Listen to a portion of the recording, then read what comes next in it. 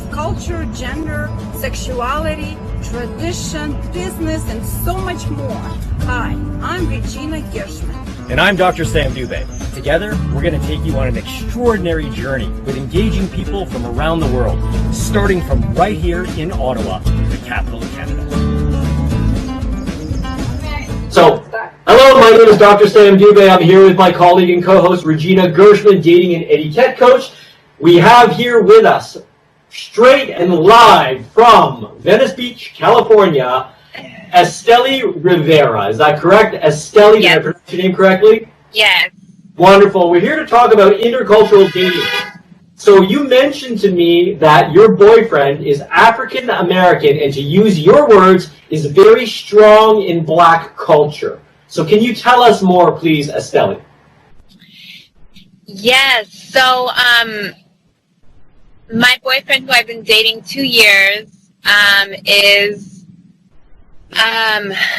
well, he's an American Black man who has experienced a lot of prejudice in his own life, and of course throughout his family's history, and has developed a very strong kind of resistance to that. So not only is he, very proud and rooted in his Black culture, but he's also extremely let me think of the word. He's extremely, well, he's very angry. He's very angry at white people, right? White culture. And I am half white. And so half I had Latina, right. Huh? And Yes. half Latina, yes. Yes. So I, my mom, who is from El Salvador, has also experienced a lot of prejudice for being a woman of color here in this country. And so I have some understanding of what that's like through my mother's experience. But dating my boyfriend who's Black has actually opened even more for me that that learning about really what it's like to be discriminated against, in this country. So throughout our relationship, it's been something that I really, really needed to have a beginner's mind with, because I was, a lot in the beginning of our relationship, trying to kind of correct his anger,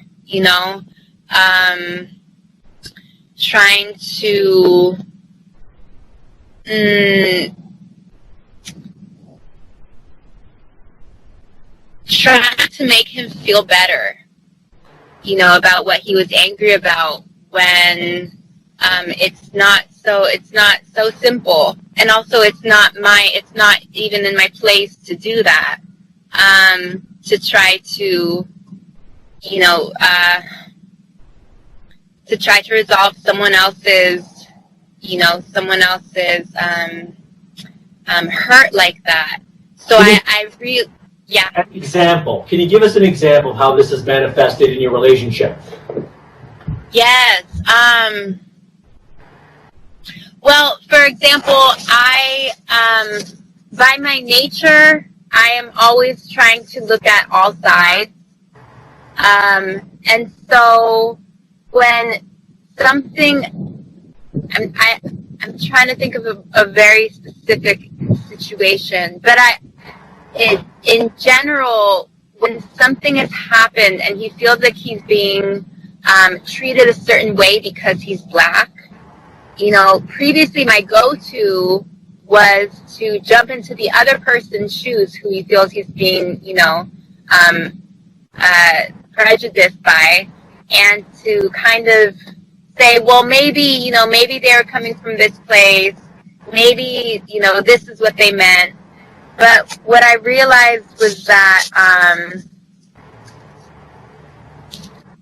that's what I really wanted the reality to be, but I had to accept that that might not be, and he might not be wrong about the situation or how he feels, and it's not about it's not really about fixing his perspective or his reaction, because I mean I've really been realizing more and more, and I think that in this time a lot of us are realizing this, that there are very, very real daily hardships for Black people, for people who do not, for people who do not look white or fit into the white culture.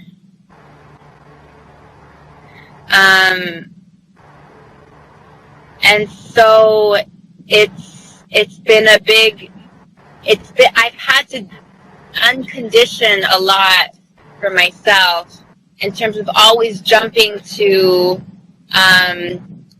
that kind of everything level perspective, where it's like, the other person probably didn't mean that, they probably didn't mean to do that, they didn't mean to treat you that way, it's not because you're Black, when the reality is that it very well could be. So I'm really thankful to have learned and to continue learning about a very real struggle, that happens on a daily basis for a lot of people. I know that as a Latina woman, I've dated Latino men who have had similar prejudices, but none of them have been have stood so firm in their experience of injustices. Like, my current boyfriend would not back down from, this is what's happened to me, this is how I feel about it. And I'm really thankful that he's been so firm like that. I mean, even in a very extreme example of this, the video of George Floyd being, essentially killed by the police officer. But I remember the morning that I watched that video. I think it was the same day that it had happened. But my boyfriend was watching it, and I walked into the room, and he was just, totally distraught, and he told me, look at this video of what happened to this Black man. And I was like, what happened? And he was like, well, essentially his neck was snapped by this police officer. And I was like, oh, wait, no, I don't want to watch that. Like, I don't want to watch that. That's horrible. And he was like, no, you have to watch this. You have to watch this. And I did. And if I had not watched that, I would not have been as impacted. Because it's one thing to hear of what's happened to someone. When you see it, it's very different. So he forced you to witness the actual injustice. Yes. And this has become more salient now in your life, and you become more aware. So, yes. Wow, yeah. I'd like to just ask you a little bit about how you met, and just lighten this up just for a moment. If you could tell us maybe some humorous incidents that you think Sure. may be based in the cultural differences of when you were getting to know each other or your courtship? How did you meet? Okay, we met at the grocery store. Oh, that's an interesting place to meet. Yeah. She's been telling me, go to the grocery store. I just don't eat groceries. No, please. So we actually met in the checkout line. I was getting my groceries, and I look over at, just kind of glanced at who was in line, and there's this man smiling at me. And at the time, I was about a year out of a serious relationship, and I didn't have it in mind to, begin dating again. So I see this guy, this very cute guy smiling at me. I was like, okay, I'm just going to look the other way. And I walked out of the store. And then as I walked out of the store, I happened to, look behind me. And there he was. And he said, hello. I said, hello. We start talking.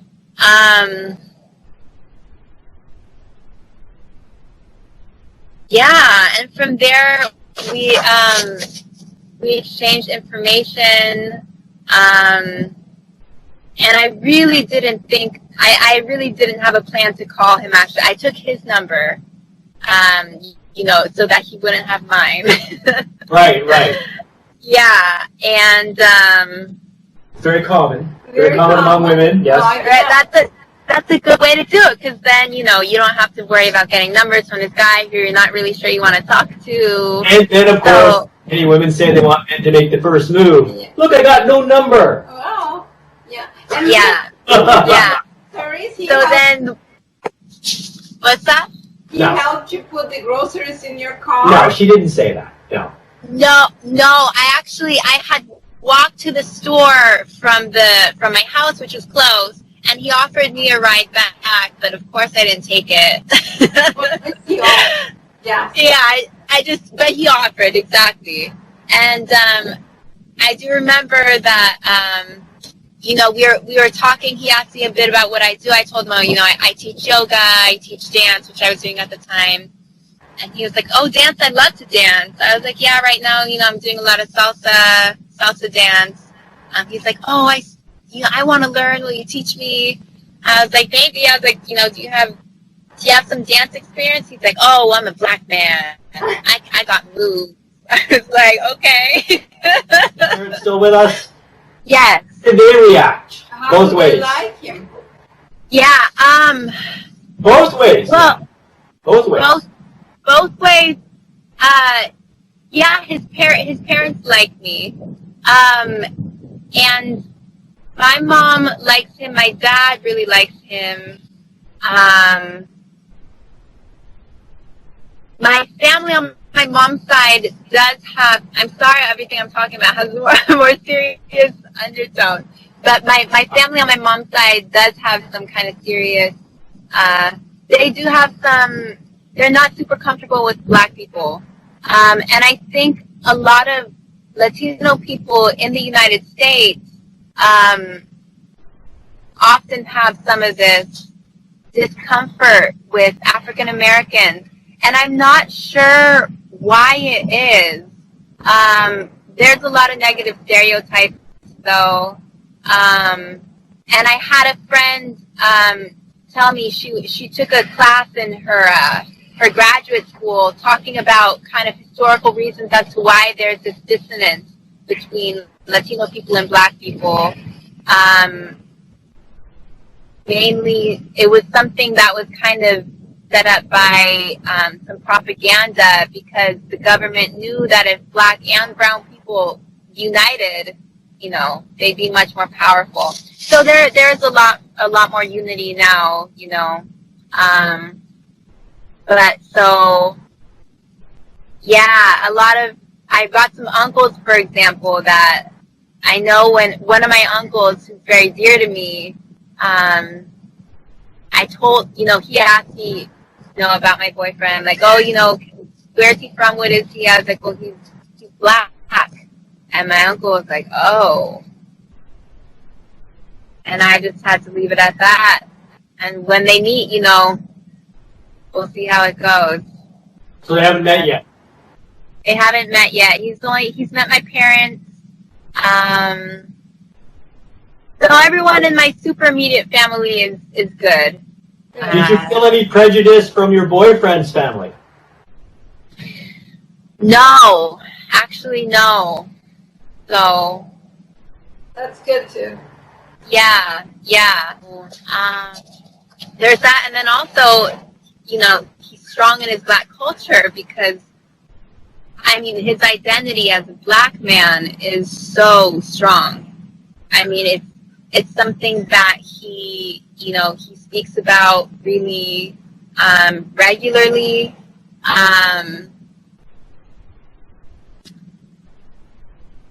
And it's just very much a part of his identity and who he is and how he operates in the world.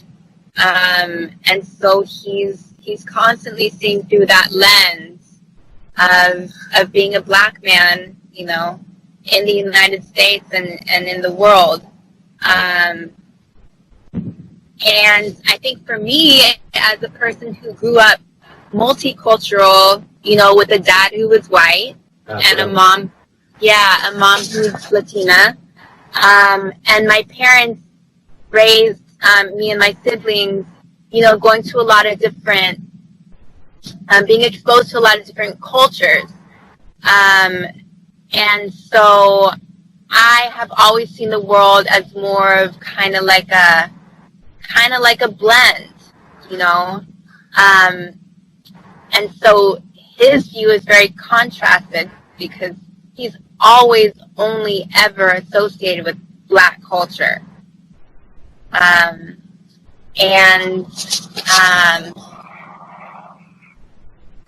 But what about other cultural aspects? So culture isn't necessarily just anger against injustices. Right. First Nations people have definitely claims to injustice. There's no question of that. But there's other aspects to First Nations culture and an incredible variety at that, especially linguistically. So what other aspects of Black culture are you referring to here? When we talk about food, we talk about mores, we talk about language, we talk about tradition. And what about you were raised in a multicultural background, so how have your cultures intertwined, intermingled, or even challenged each other? Mm. Apart from what you've spoken about. Yes. Which is totally valid, but let's talk about more. Let's expand this a little more. Okay. So let's see. Yes, I mean, everything you just said about the food, the music, how have we intertwined? I mean, I've definitely learned more about African American artists, African American music from, way back when, decades ago, to now. My own language, linguistically has changed a little bit, since dating him. Just from, when you're with someone, you kind of pick up more their, how they speak and that kind of thing.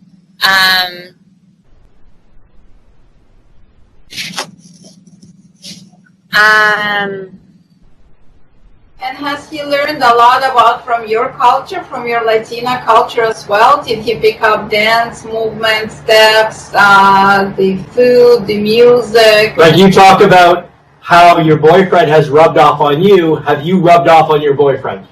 Also, yes. Yes, in what ways? Yes. Has he embraced it? Has he embraced the change? Has he accepted you and your diversity? I mean, clearly he's dating a non-Black woman. So there's a certain level of acceptance there, right? So talk about that if you can.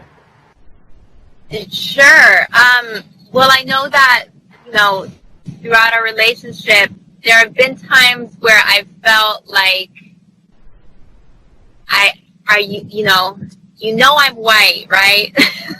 Like I would ask him like I know I'm white, like I'm also Latina, but neither of those are black. Like, are you really okay with that? Because sometimes I feel like are you sure you don't want to be with a black woman?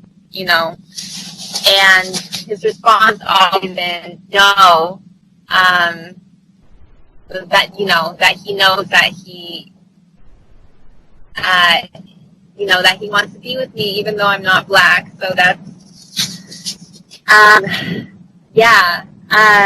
that's been part of our, for me, a struggle sometimes with feeling like, sometimes I feel like there's something, about me that might not be super groovy with you.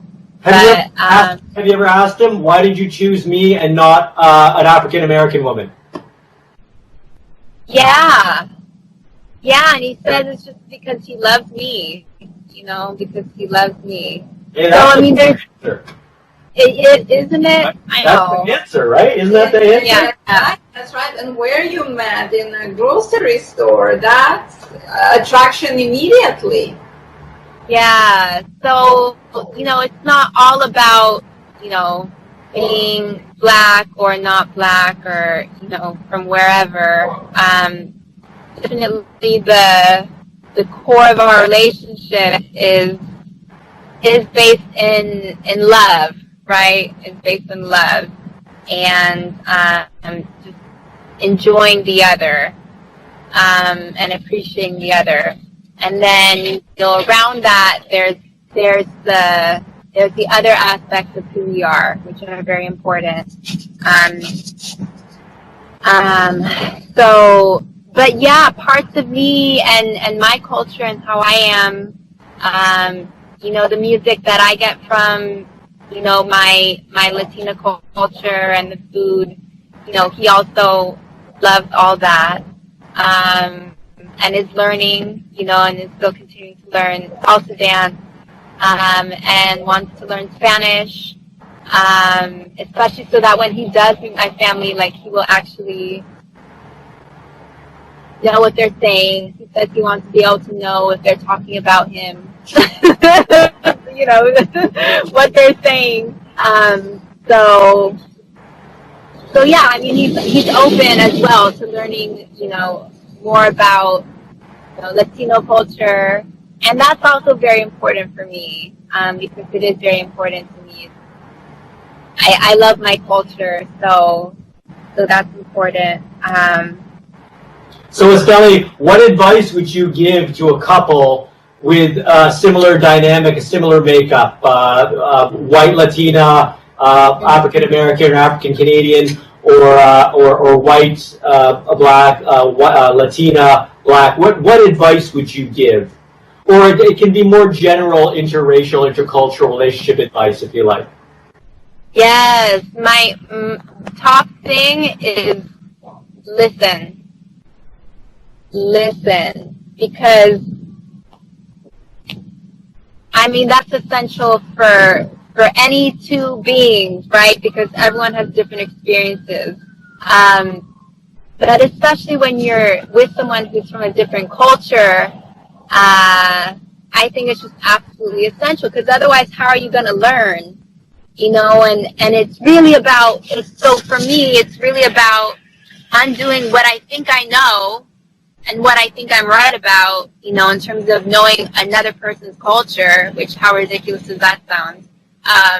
But letting go of that and, just opening myself to understanding, to truly understand what their life is like. So that's my most important, piece of advice that I would suggest to people is, there he goes, is to listen. Does he want to come on? Well, I wish that I had known he was welcome. Just turn the camera on him. Come on, I mean, it's because he actually just drove away in the car. Oh, convenient. Convenient. If I had known we could both be on here, actually, that probably would have made for a really great conversation. Yeah. Yeah. But yeah, I mean, first and foremost and most fundamentally is listen to your partner and be open to the fact that you don't know everything. And that one of, the very beautiful things about dating someone from a culture, other than your own, is that you have a very, you can create a very deep kind of portal into learning about a different culture, that exists, right? In your community, in your city, in your country. And so I'm very thankful because I have a very different kind of lens now into Black culture. And especially in this time, I do feel that I have a more personal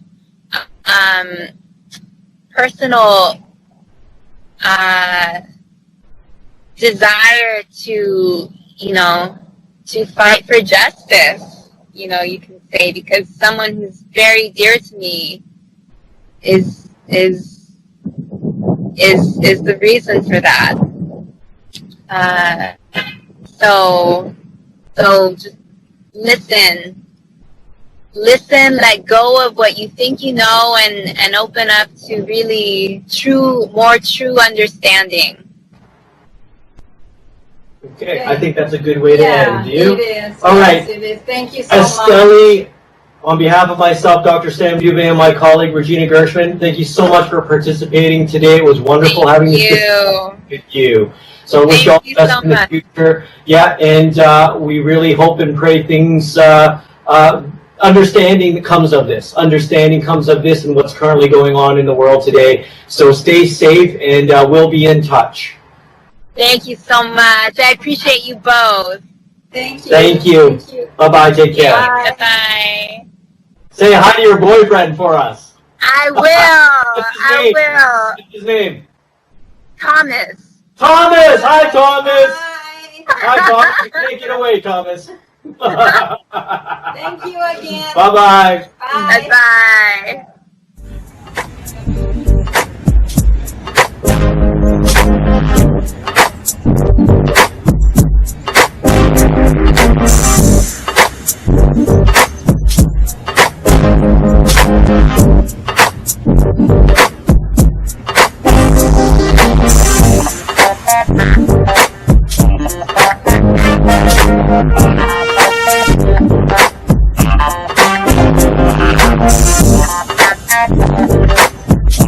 Hi, Dr. Sam Dubé here, and I am with Florence, directly from Kenya, Africa. Florence, thank you so much for talking to us today about intercultural and interracial dating. It's an honor to speak with you. I know we had a little bit of a mix-up there yesterday, and there's this time zone difference, and you waited for us, and we had some technical difficulties.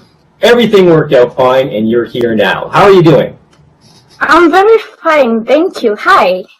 Good. Well, it is almost 40 degrees Celsius right here in Ottawa, Canada. So you're probably close to that right now in Kenya, right? It's kind of cold, but the weather is friendly. We can't complain. Okay, well, that's good. So, Florence, can you talk to us a little bit about your experiences? You mentioned to me that you had dated an Asian man for a while, and yes. I think you're currently dating a Caucasian British gentleman, is that correct? Yes. Okay, so can you tell us about your experiences with intercultural and interracial dating? Well, it's been interesting to meet people who think differently and who are different from me, because people think back here that it's not normal for a Black to date an Asian or a Caucasian. But even though it's interesting, we have a lot of differences in how we view things, our perceptions of life. Once in a while. Hello? Can you give an example of this? Yeah, like we have issues with how we work. He's not okay for me as a woman to be going to work. He believes that it should be a man's job to work and I should stay at home.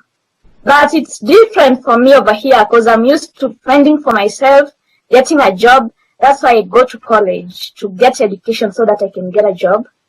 Also, in some issues, he thinks that he has control over everything, that I have to consult him when making decisions.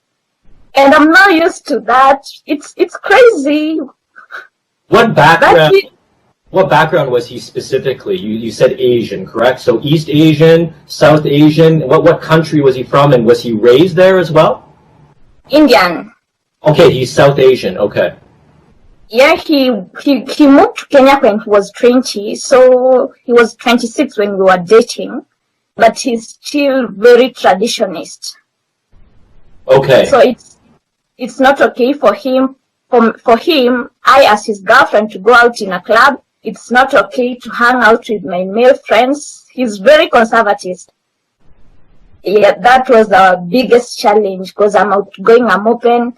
I believe like a woman should have the right to express themselves, hang out with anyone. So when you meet someone who thinks a woman belongs at home, quite a challenge. Yes. And so how did that make you feel deep down? I felt dehumanized, like someone was trying to bring me down. I believe like in this generation we should be empowering women, not pushing them down, and he kept pushing me down until it was no longer working.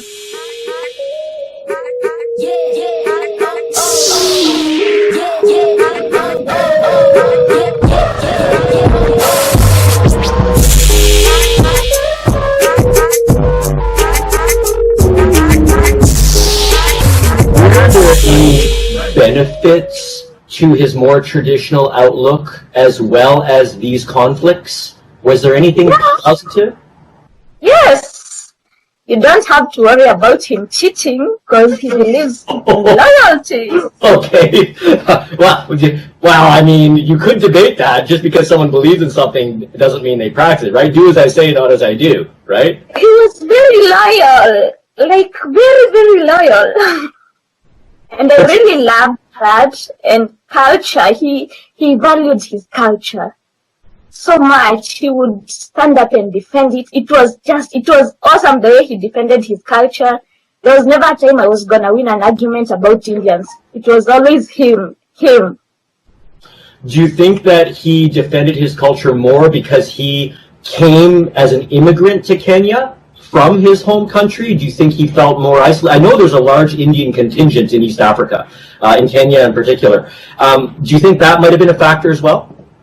Yeah, you see, the Indians in Kenya have changed. They are adapting to our culture and our practices. So for him, he felt like it's his duty to keep his tradition and defend it because the Indians here rarely do it that much well.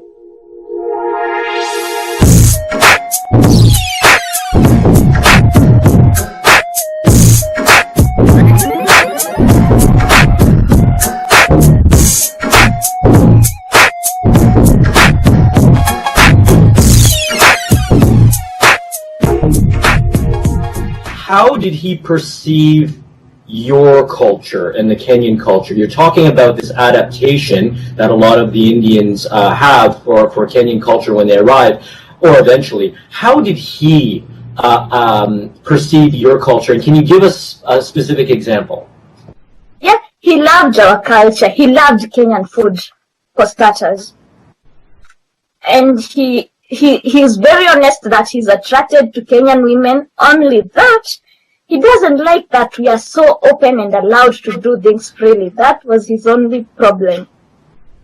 Okay. But he loved it here. He loved it being in Kenya. Wow. Okay. And yeah. If I may ask, did the dissolving of the relationship have a lot to do with the cultural differences, the racial differences, the setting, or is it very hard to tell what contributed? Why? I think it's how he perceived things and how he believed that a woman belongs at home. That was our major problem. Okay. Because I have gone to the university to study so that I can get a job, represent other women who cannot represent themselves. So when a man tells me I cannot do that, he's taking what I love away from me. How did people perceive your coupling with your Indian boyfriend? How did the public see it? How did your family see it? How did the general public in Kenya see it? How did his family see it? My mother said I was crazy. Okay. Hey. Crazy great, crazy bad, crazy I don't know crazy? You know, I'm a Christian, he's Muslim. That was our major differences. So at first my mother thought it was never gonna work. But eventually she met him and she learned to love him. They had a great bond. Wow. I also loved mom. His mom is more open and she supported me a lot. I still do call her once in a while to say hi. So that's It was interesting. great. You both got family support, Yes. and yet the relationship didn't work. Sometimes we hear how it's the families that pull an intercultural, interracial relationship apart, right? I know. Do you have any regrets? Would you have done anything differently looking back now? Probably I would not have changed how I view my freedom. Maybe we could have just settled it as adults and found a way that favors the two of us, because it was selfish of him to decide that I cannot go to work, and it was selfish of me not to give him a chance, like to try work things out. That's the only regret I have. Now, in certain cultures, when the expectation is for the women to stay home and be a homemaker and raise children, the husband will provide financially. So was he kind to you, or did he control the money to a point where you didn't have any monetary resources and freedom? Well, he cannot pay my bills. When we're dating, he will pay for the hair, but that does not pay my rent. It's all on me to find ways to pay my rent. Now, in certain cultures, when the expectation is for the women to stay home and be a homemaker and raise children, the husband will provide financially. So was he kind to you, or did he control the money to a point where you didn't have any monetary resources and freedom? Well, he cannot pay my bills. When we're dating, he will pay for the hair, but that does not pay my rent. It's all on me to find ways to pay my rent, to pay my school fees. So when a man pays for my hair or for dinner, I cannot say he's providing for my needs. Because back here, people believe a man will provide for your needs only after your marriage. Oh, okay. Yeah. I understand. Yeah. I understand.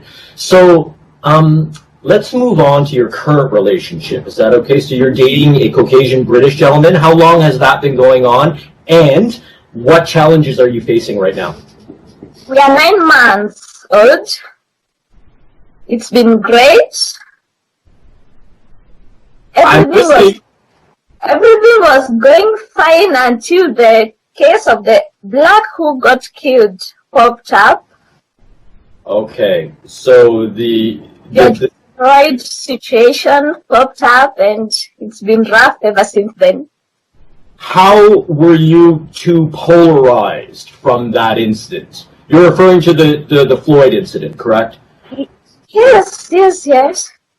At first, we were on the same page and we were not happy with the actions of the policeman until he started saying that George Floyd deserved to die, he was a criminal. And I feel that whether George was wrong or not, the way the situation was handled was not good. And he thinks I'm racist because of that. This is a gentleman in police custody. It was very, very badly handled. Nobody deserves to die in that situation. I think that's universal. I think that's kind of accepted worldwide that, that was badly handled. What the motivation was, maybe questioned by different people, but wow, okay, so this has become a sore point in your relationship. Is it still a big sore point? Or are you able to discuss this? Or do you see a resolution here, Florence? What's going to happen? We are working on it because he thinks I'm racist and I'm angry because I'm black, but that's not the problem. I think everyone is racist. We need to stop arguing on the points of skin color because it's human life, that's what matters. So we've been working on it and we decided we will never have an argument on the basis of race, like we can never discriminate each other depending on our race. And I like his understanding, open to ideas. So it's been going good, but we still differ. Well, I never really thought of myself as a person of color until there were problems, until I was faced by people who were quite prejudiced. And that did happen at a younger age. Oh, yeah, but I mean, we, like you said, we can all experience this. I dated a Caucasian girl for many years who worked in a predominantly African-British neighborhood, and she was the target of prejudice against Caucasians.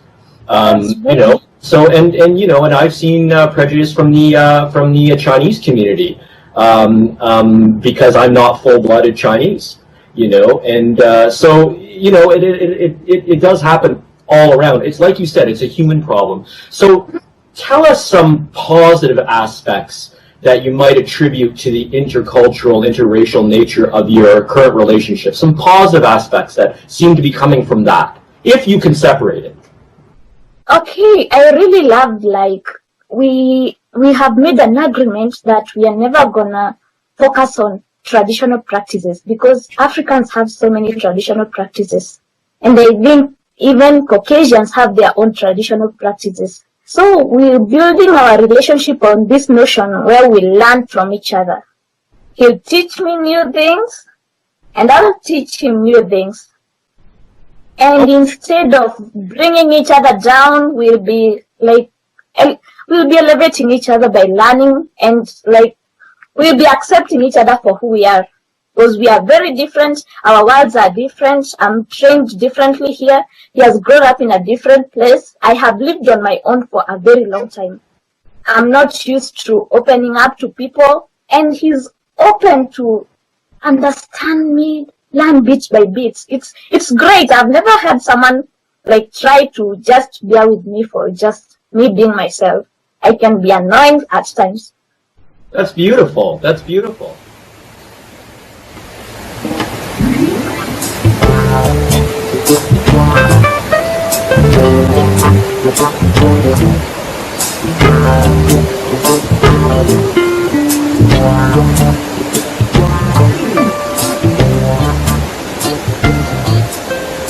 Can you give us a specific example of a situation where he encountered something in Kenyan tradition and it ended up in a humorous situation? How he dealt with it? Yeah, he thinks that in Kenya it is okay to go hugging women. And then this day we're in the market and he hugs me and the women are cursing. And it was very such, you? Yes, I'm petite and he's tall, so it looks like he's bullying me. Oh, okay. And he's white and you're black and I'm black.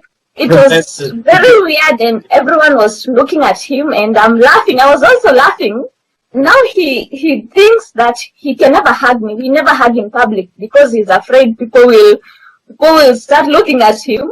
He didn't know such things. We don't do such things here openly. We don't kiss in public.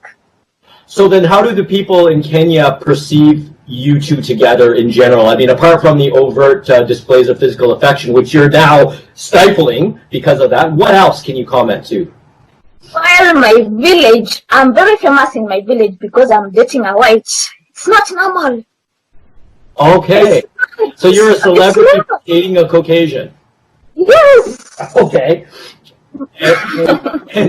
And so when you say celebrity, are you infamous or are you famous?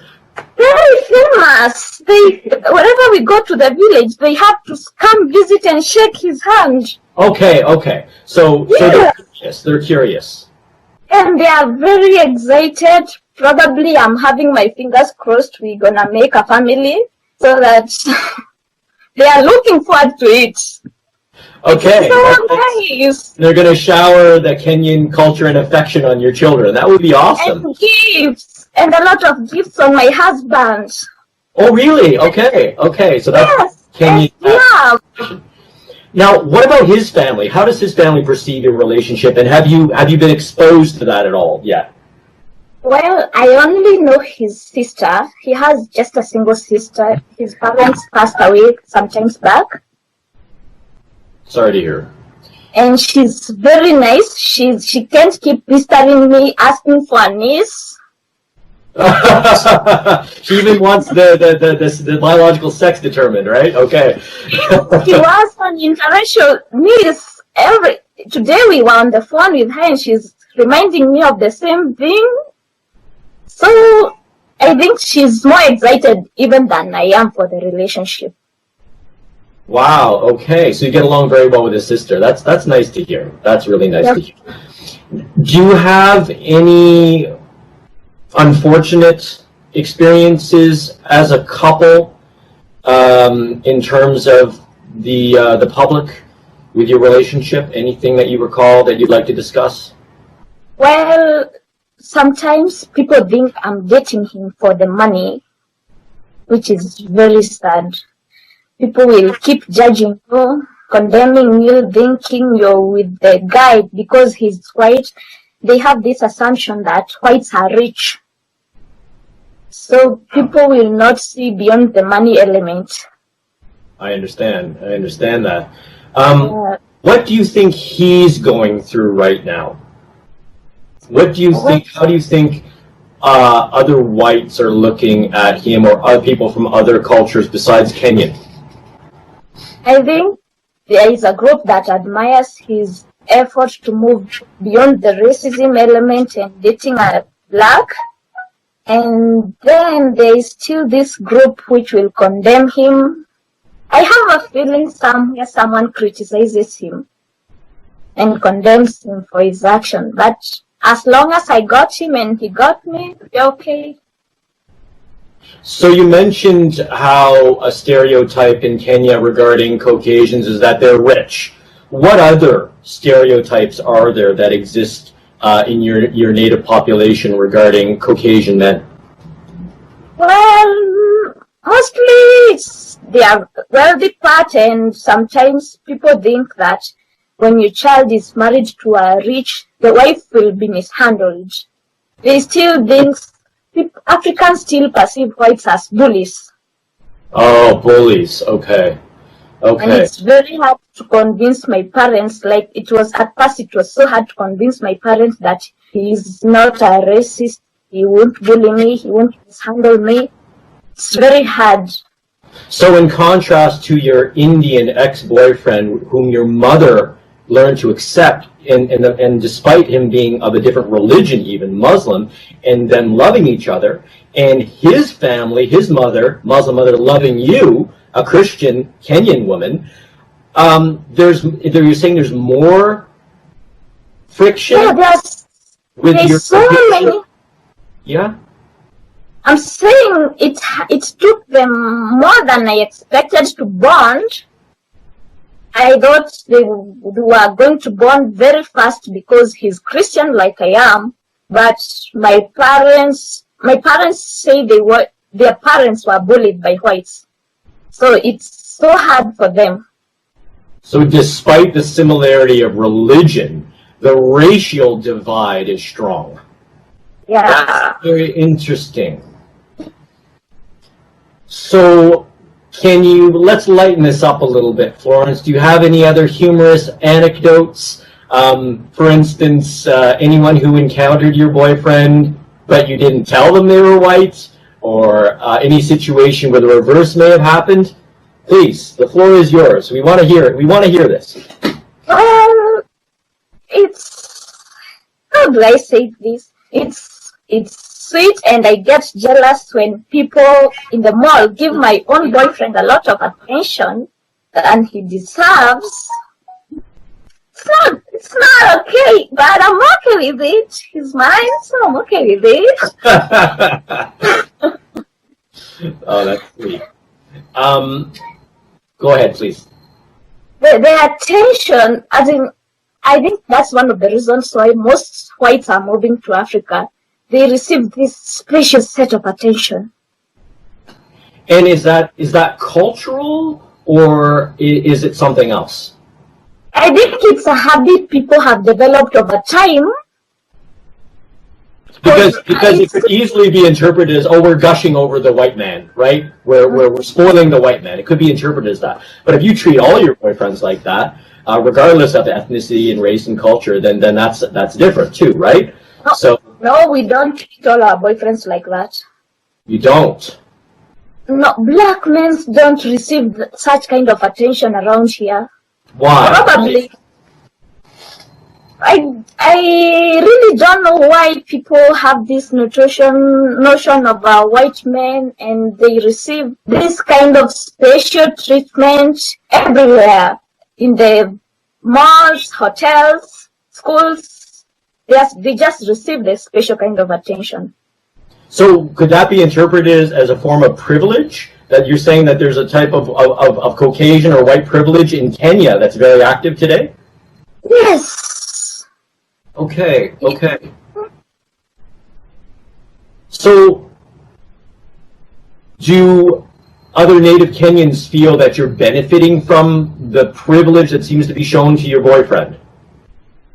Well, so far I am not benefiting, though they might think I am benefiting, because there is this assumption, once I'm dating a white, he will start paying my bills and life will change for me.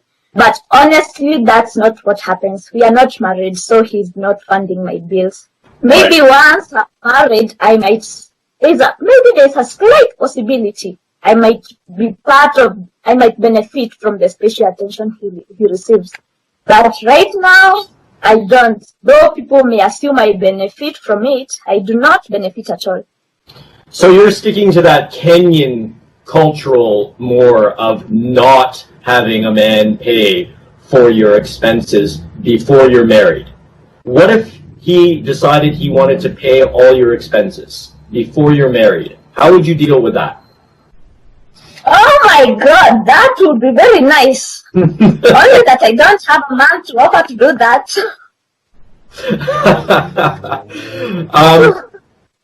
But he's also not insisting that you stay home and be a homemaker, right? Unlike your previous South Asian boyfriend.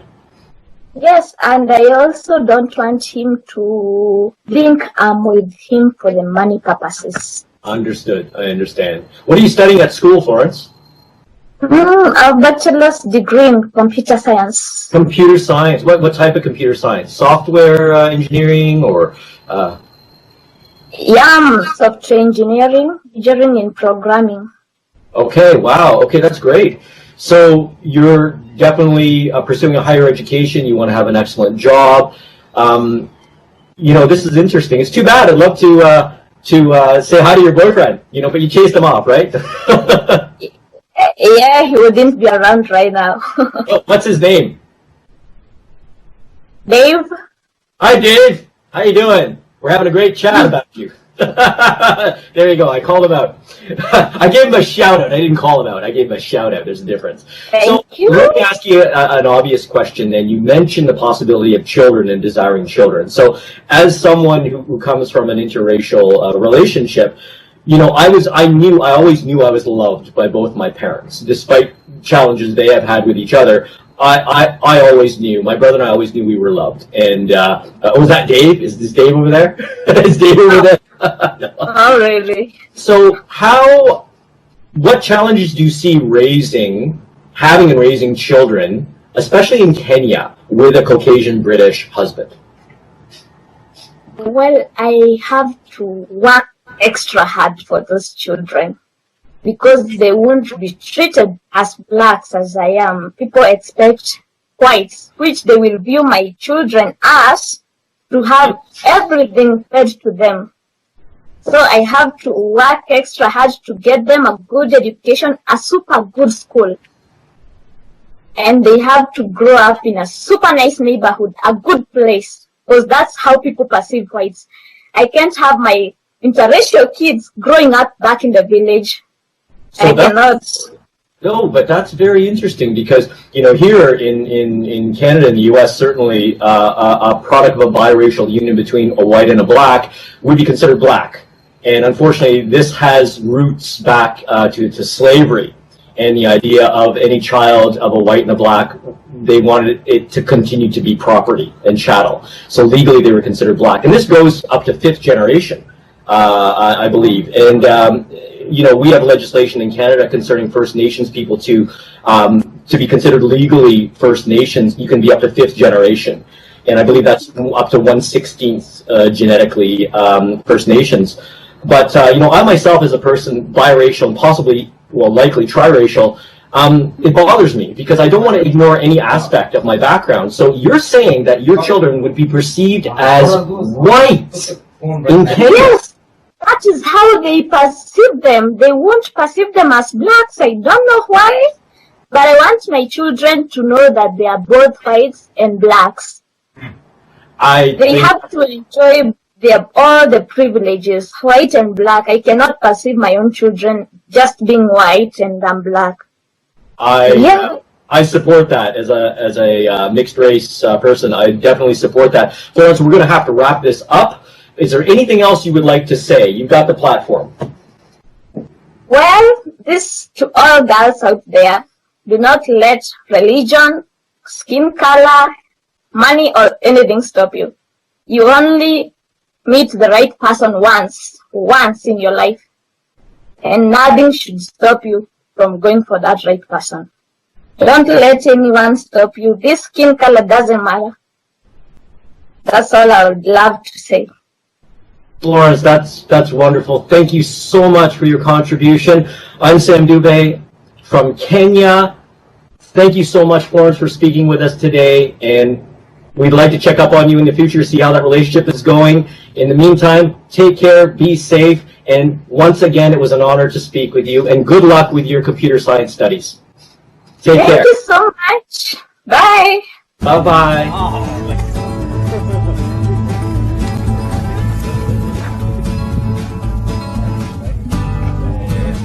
I know. This is awesome. Oh.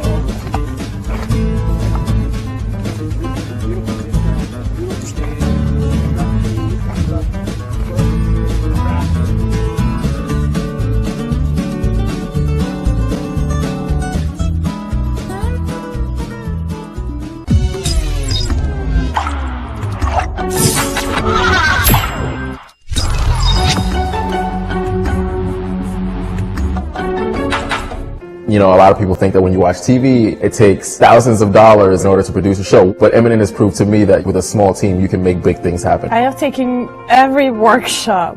Editing labs were amazing. They will help you with those first few shows to get you up and running. The best thing about my education at Eminent is that it's never going to stop. I called my mother and thanked her for bringing me to this country because there is this and I get to do this. Find out how you can get involved. Visit mnn.org/education.